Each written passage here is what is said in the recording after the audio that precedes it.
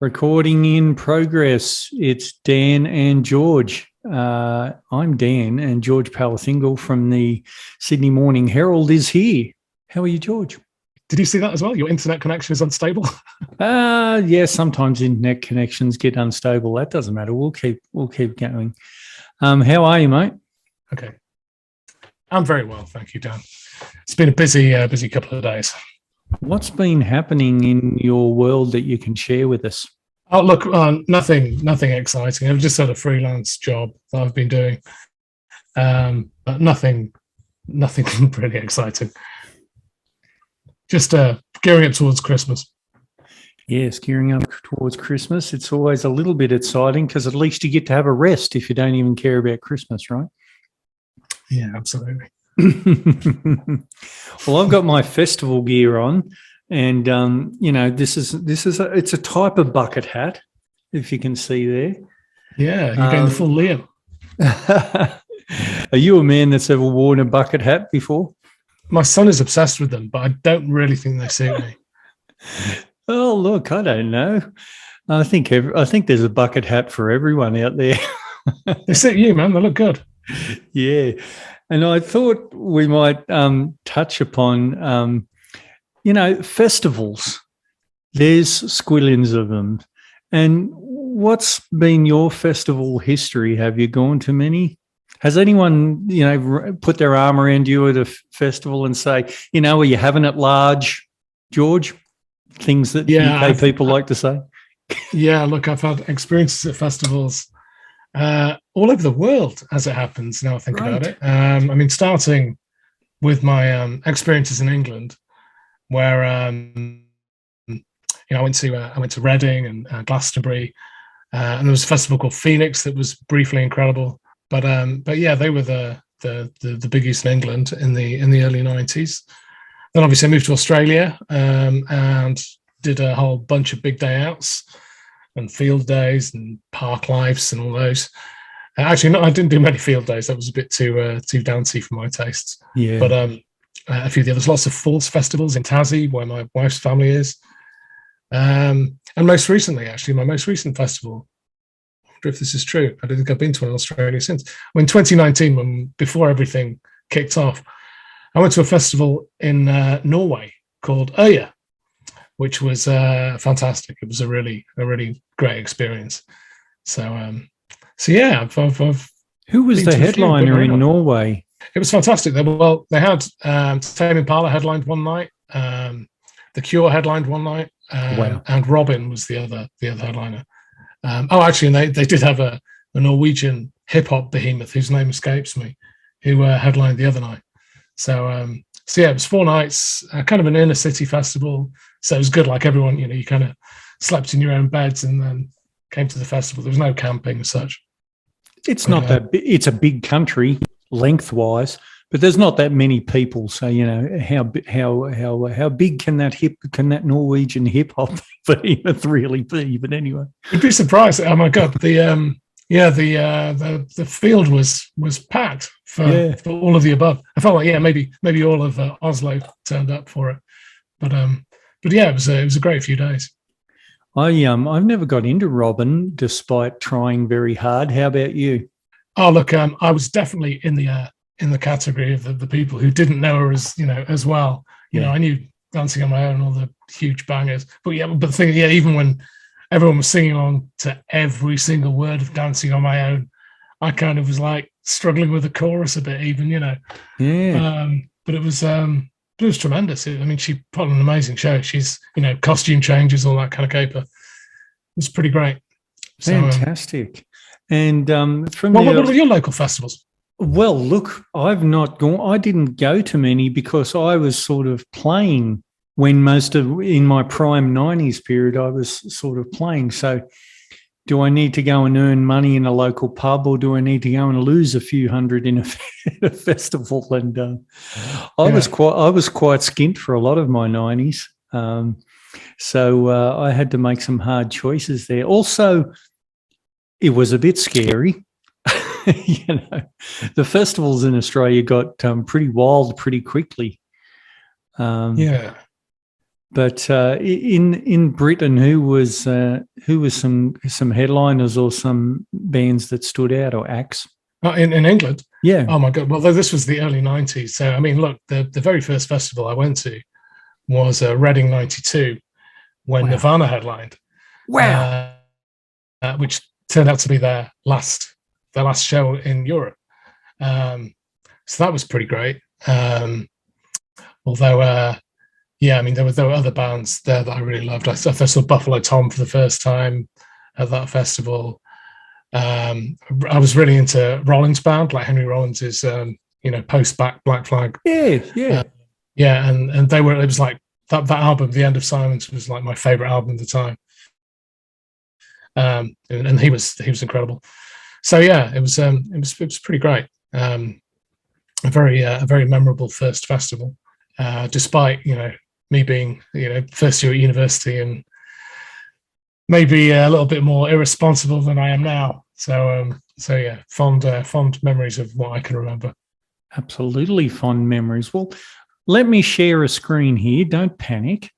I'm going to go over here to Songkick, and I've accepted all the cookies already because I want them to track me at all times. I want Songkick to know where I am.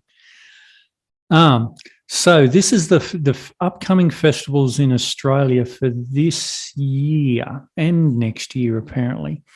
Just look at that as they scroll by. Yeah, this is just in the next few days.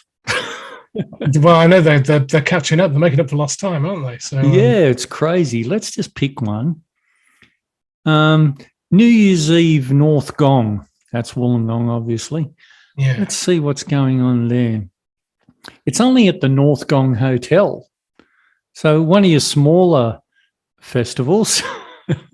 It's still got, Safia and Kwame playing. I don't know much about Gold Gum Vessel, but pretty. There's two decent acts. And there's some good things happening. How about this Vibes Valley Festival? This one might be more of gentlemen of our age. Let's have a look. If it's in a valley, there could be wine. Lineup, Skeller. It's not looking good. No, it's not looking great. This one sounds really interesting. It's at Werribee Mansion in South Australia. I'd love to go. I've never been. Let Them Eat Cake Festival 2022. That's Saturday, the 1st of January. Wow. Bold scheduling, George, do you think? 1st of January? Yeah, good luck to him. Yeah. Well, it's that field day, chill out kind of day, isn't it? It's like the day after the big night. Yeah, so it sounds like there might be cake and wine if it's in South Australia there. Confidence Man and Tornado Club. I don't know their work. I've got mixed feelings on Confidence Man. There was that song Out the Window, which I thought was so brilliant. It was like it sounded like it came off Screamadelica. And basically that's the only song that sounds like that. All the others are kind of, they're kind of a bit of a novelty band apart from that, which is quite disappointing. Oh, look, I'm sure they're trying as hard as they can. This one looks like a good one. Good Intentions, New Year's Day 2022. That's another 1st of January one, but this one they've pulled out the big bucks. They've got the Kite String Tangle, which is hard to say, Mashed and Kutcher, Stace Cadet, I don't know, X-Cargo that's where it is, X-Cargo. Yeah, well, what do you think? Pleaser. Would you be up for that one? Yeah, I reckon so. Kite String Tangle. Kite String Tangle. I told you it's hard to say. He's pretty good, isn't he? Yeah. Let's go to a second page here. And oh my God, it just keeps coming and coming and coming. New Year's Day Foam Party 2022.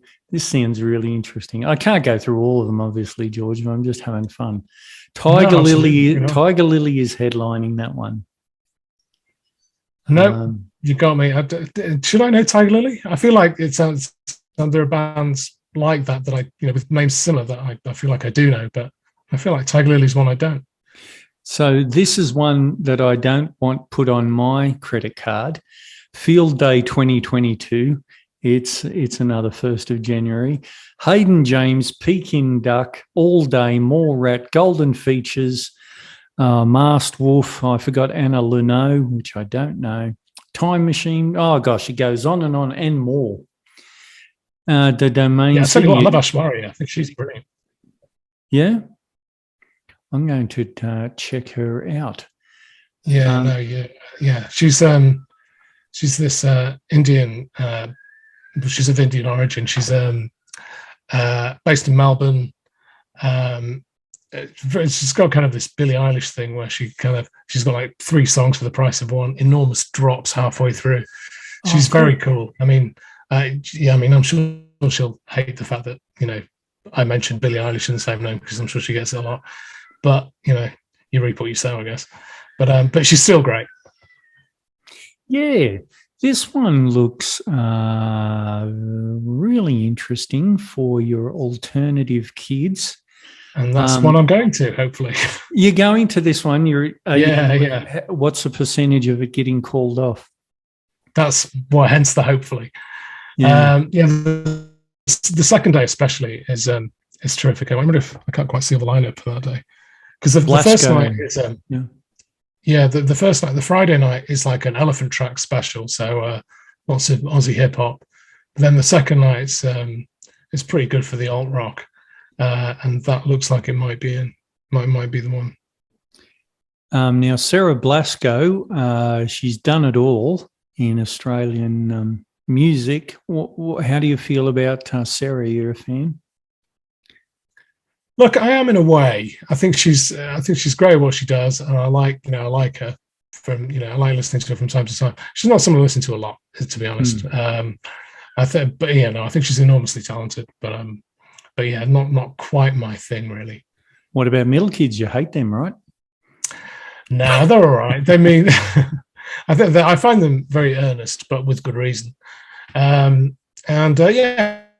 No, I think they're good. They do some good sort of indie pop. Oh, yeah, I like them.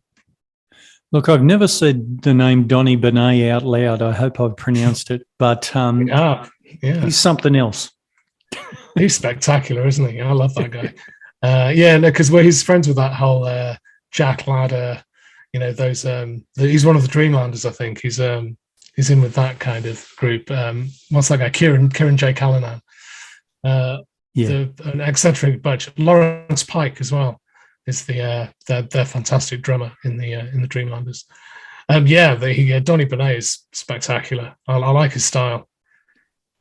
So, do you think they'll might call this one off, or it's really hard to say. Will you get a full refund? Surely they can't think to reschedule it in the summer. In this, I think. I think it's not looking good, is it? It's tough. It's just one of those things where we're going to get through Christmas. The cases are going to rise. And then as soon as they can say it without everything going off, they're going to be like, right, that's it. We're going to have to lock down again. Because, it's disappointing, but it's for the best. It will be for the best. And hopefully the government will get it this time on the masks front. And Yothu Yindi also there, Alex the Astronaut. Oh my goodness, it's going to be a big one. Oh, here's the full lineup, or ish. Horse. Yeah, I feel like that's just. I think that might even be the Sunday. I don't think that's. I think it's the. It's the. There were a few more day options on your other page. I mean, that's pretty good as well. Hiatus Coyote played here the other night. My colleague reviewed it and said it was amazing. I was going to do it myself, but I just had such a hectic weekend with pre-Christmas visits going on. But yeah, at least my buddy got to see a really good show. Yeah, well, good. Maybe we'll hit him up for a little interview. Yeah. I should have look, I don't want News Corp coming after me and saying I'm trying to poach their staff. He's a freelancer too. He'd be up for it. Very, very good. King Street Carnival. I believe my wife's going to go to that. I think you might. Yeah, you should. That's the day that excited me that you were hovering over. This one. No, I think it was a bit further down. Sorry, Let's go here. That's the first night. Yeah, that's the one. Yeah, that's the one with cool. UMI, Amel and the Sniffers, Mild Rat Life, Cat. Magic Rat Cat. I mean, Rat Cat was before my time in Australia, to be honest. Yeah. But I've been introduced to them by friends since I got here, and I get it. I think there's some amazing Rat Cat songs. I was quite surprised they didn't do anything outside. I used to sing. I guess they've got 3 hits, but I used to sing 2 of the hits in the covers band. And Don't Go Now was always a hit. People never not liked it, which I know doesn't make sense, but it's something fun to say. And then what's the other? Was it That Ain't Bad? That Ain't Bad, yeah. Brilliant. That's my favourite. I really loved That Ain't Bad because it was right in my register at that stage, which wasn't very high. Yeah. And I could really give it something in there, and I just thought I was the best. People didn't like it as much. Oh, mate, I'd love to hear you sing it. You have to serenade me sometime. Well, maybe I'll run off a little number there. There's also country ones. There's also lots of other things. The Jungle Giants are at the Grapevine Sandalford Estate. There's definitely going to be some wine drinking there. Well, it's all good. I'm back. Yeah, it's all happening. I don't know. Can all of these make budget? Obviously, some fairly smart people have thought that all of these can cover costs. What do you think? Well, no, I think no one anticipated this return of, certainly not.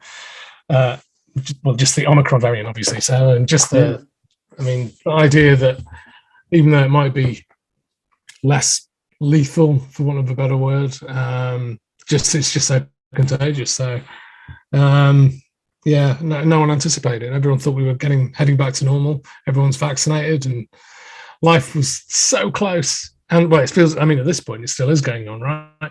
But at this stage, yeah. But that's before Christmas. Yeah. Now we've got the hidden carriers that know that they've more or less got it, but they don't want to stop what they're doing, i.e., life. Yeah. And so they're going to spread it around. Even if you're a good-intentioned hidden carrier, in that you're going to try not to spread it to someone, it's much more virulent than the common cold or anything like that. People don't understand. Yeah, this bug. It's a real bugger. To put it lightly. So and it's Christmas party season. You can't stop people from going out on Christmas parties. Well, you can. They did last year, but once you give them a sniff. Everyone wear masks. That'd be the way forward. Just masks. Everyone wear masks. Yeah. That'll already help a lot. Anyway, look, that's my preaching bit. Now, this is a scenario. I've rang you up and I said, George, I'm going to put on a festival, and I want it to be pretty hip, but I also want to make bank. That's why I asked you, did you think they can all do budget? So, could you give me, I'm just doing 2 days. And so the top 3, so the 3 on the Saturday, 3 on the Saturday and 3 on the Sunday that you think I can't lose with. What do you reckon? Look at your face, God. You poor man. You're springing it on me. Oh, God, where would I begin? Well, look, take your time. Let me throw around some ideas. Maybe you finish one of the days with a legacy act, an old act. Say, what if Liam Gallagher or something like that had expressed an interest to come to Australia? Do you think he'd be he wouldn't be second on the bill. He just wouldn't do it. Not in Australia. Yeah, okay. So do you think he'd be a guy that you couldn't lose money on? It's an interesting one. Would I go Liam or Noel? It's probably the bigger question, because both of them are pretty great. But I think Noel would just be too determined to play. He obviously plays the hits, but he'd be really keen on his own stuff as well, which is of varying quality. I think Liam would be a bit more of a crowd pleaser. Yeah, maybe. Who else could we Yeah, think of I guess out of UK that might be, keen to come over? from the UK, legacy act wise. I Yeah, don't know. someone say from someone that went mid-90s to mid-thousands or. One thing I was thinking of recently is just the idea that some bands I can't believe, talking of festivals, and we've got Splendor coming up, and the Strokes are they're now a legacy band. Like I feel like because I tie them up with me coming to Australia, which was it's more than 20 years ago now. So it's like, how did that happen? But the Strokes were one of the first bands that that I sort of remember getting. Obviously they're not an Australian band, but when I arrived in Australia in 2000, by 2001, it was late 2000, so 2001, that was the album that really excited me. And so they're but somehow in my head I've got them as still they just don't feel like if I think of a legacy band I think of Led Zeppelin, you know what I mean? Yeah, but, sure. But these 2000 bands are in that people category 10 years younger than us don't. They're they're thinking a bit differently. So if Liam was kicking around, you might have Liam and think that might work for you. Yeah, Liam would be good. I mean, I feel like my favourite bands from the 90s and my favourite acts. We wouldn't get again. Like, Beastie Boys would probably be my 90s act. Just fantastic. But then, well, there's only two of them left. So what about say summer festival in Australia? What about is this a good fit? The Darkness. The dark. You know what? Again, the Darkness. I feel like I was talking about Confidence Man before. Aren't they just a novelty? Well, not just a novelty band, but they are kind of. They're a crowd pleaser, and they have some bangers up their sleeve, but they're a bit too goofy, I think, sometimes. I don't know. Certainly, you're right. They are the kind of band that don't put on a bad show because they're just so exuberant and so committed to their joke. But they're good musicians and they do write good songs. But I don't know. I feel like the fact that they've only really sort of broken through properly with that debut album suggests that they're more of a cult band after that. How about someone? I don't think you'd make your money back off them. No, okay. Well, sorry, but I did think of a band, a surefire headliner. Everyone loves him. Go down really well. Australian Flume. Of course. What's his name? I never remember it. I'll think of it. That's Harley right. Yeah. Stratton. Holy crap. Yeah, I must have, when he had that big break and then we were working together and then he was set to release that first single and you sent in an email, don't forget to add it. And I thought, how good is this really going to be? Anyway, it was really, really good. Good call, George. I mean, wow, I don't remember, but please. It was, things don't sell even a few years ago. They weren't selling big numbers, but I mean that was the biggest thing for 3 months. I think that song, because it had all the stutters in it, and he really went off in a different way with I think the three singles off that album, which I will never recall. And I think Holding On is the one you're talking about, was it? Yeah, and it was absolutely amazing. Yeah, no, I've seen Flume in Dubbo. Would you believe? Yeah, wow. Yeah, in I think it was about 2014. He was closing out. What did they call it when Triple J used to tour around and find the great bands? Anyway, Flume, yes, seen him. He did good. No, Flume would be great. We're not going to have the. I was just thinking actually, maybe the Flume thing reminded me. Remember when Daft Punk launched Random Access Memories? They went to some Australian place in the middle of. I'll say in the middle of nowhere, but I'm going to offend someone. Do you remember where that was? Was that? No, I can't recall that. But Daft Punk would be great. I mean, I don't think we get them. Well, no, but this is the thing. They did. Look, it wasn't the proper pyramid gig. It was more of a like, Stripped down. DJ set in a glorified playback of the album, I think. Yeah, but it sounded amazing. It was like them. They did their world launch in this country town in Australia, and it was just such a Daft Punk thing to do, like something a bit bonkers and crazy. So yeah. Well, they don't put out that many songs, but the songs that they put out, pretty good, to say the least. Yeah. What about someone like Flight Facilities? Do you think they'd be big enough? Yeah, I think they would actually. They're and I think they're already playing a few, aren't they? Yeah. They are one of those bands, the Avalanches, are one I like even more, I'd say. But yeah, Flight Facilities are certainly hipper. I think they'd be, you'd get your money back on them. What about, we like to joke around churches or churches? Yeah. Has that moment passed? Like, I think they're fantastic. Yeah. But again, I know that moment's certainly not passed, but I'm now thinking of someone that's got, half a dozen albums.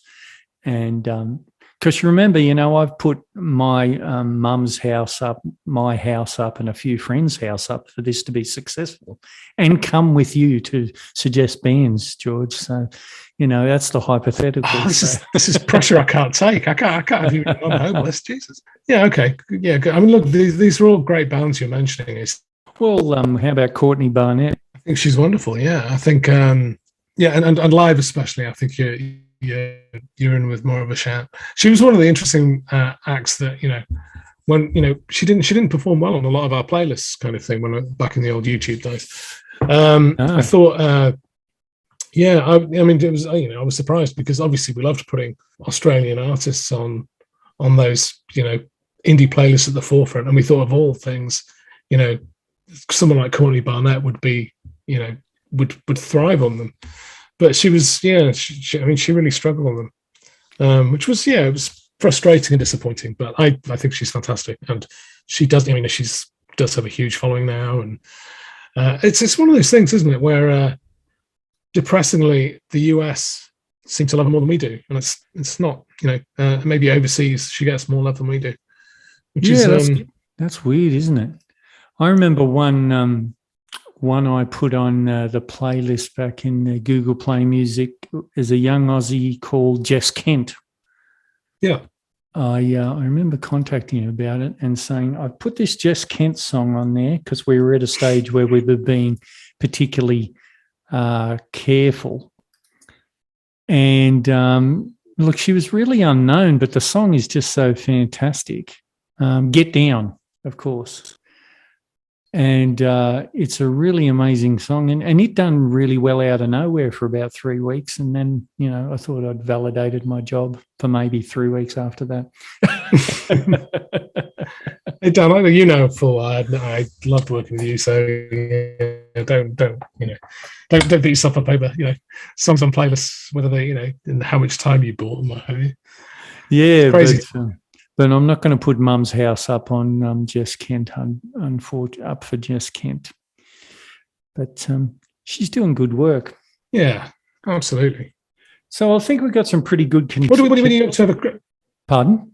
I was just going to ask what your sort of Christmas entertainment plans were then, if they were, beyond music. If well, I'm going. Ash, wife is going to go to Newtown and to go to that festival with a mate. So that'll be good. But I'm not going to be doing much. I'm going to be trying not to get COVID mainly, and might crack out the guitar. That's for the best. Might crack out the guitar, I think. Yeah, good for you. And do a little bit. And I've got a bit of a hankering to produce some 80s synth tunes too. Yeah, right. I think it's about time. I haven't done that for a little while. Yeah, get the guitar out. Yeah. Well, one of my main songwriting influences is the Eurythmics. Yeah, I love them.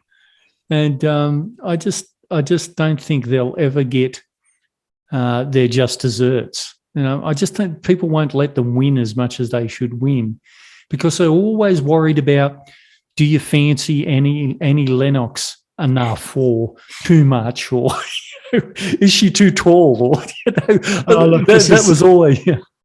I had a humiliating experience recently, having said that, with where I was telling my daughter about the first time I heard "Would I Lie to You," which I thought, I remember seeing the video to it, and sort of Annie Lennox, she walks into this club and she takes off her jacket and she looks stunning and she's like dancing around. I remember thinking, as a teenager, it was the hottest thing I'd ever seen. So we fired up YouTube the other day and I watched it with my daughter, and it was excruciating. Oh, she did not look half as amazing as. She was beautiful. Don't get me wrong, but the dancing was somewhat dated, let's say. Yeah, sure.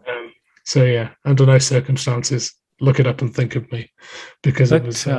Dave Stewart. Dave Stewart is a songwriter. I mean, every time he picked up a guitar or something like that, it was a top 10. Well, there were a few of them around then, wasn't there? There was like Vince Clarke, who struck me as, he did, he had a stint in Depeche Mode and he wrote "Just Can't Get Enough," and then he had the Yazoo period, and he wrote all those incredible, "Only You" and all those songs, and then Erasure. It was like everything he did, and then that was like the 80s. In the 90s, you had Norman Cook, who had the House Martins thing, which was great. It was my hometown of Hull. Yeah. And so he was, in the early iteration of the House Martins, and then of course, he had the Freak Power song. He had Beats International, Pizza Man, and then eventually Fatboy Slim. It's like these. Every now and then you get these incredible musicians, and I'm particularly impressed with, given that they did it across so many acts over such a long period of time. Absolutely. Look, I'd like to have 10% of Fatboy Slim's money. What's his real name? Norman Cook. Oh, have we lost George? He'll be back. Well, we lost George.